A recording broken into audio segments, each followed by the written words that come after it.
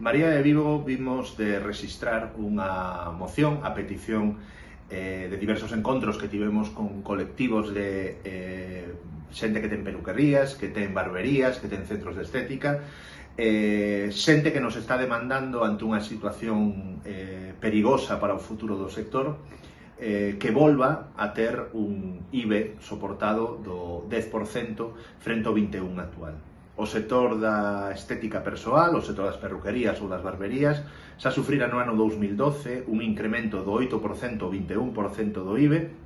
e significou o peche de centros de negocios en toda Galicia, moitos deles na nosa cidade, e a perda de miles de postos de traballo por esta decisión unilateral naquela altura do Partido Popular de incrementar ata o 21%,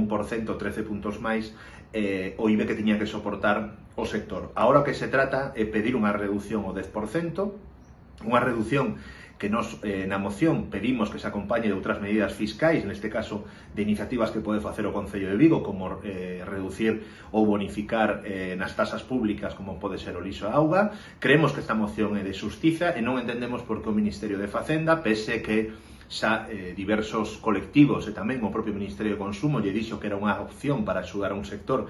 no que hai unha amenaza real do peche de máis do 50% dos negocios, e non entendemos por que o Ministerio de Facenda non quere abordar esta reducción do IBE que xa opera nese sector en moitos países europeos.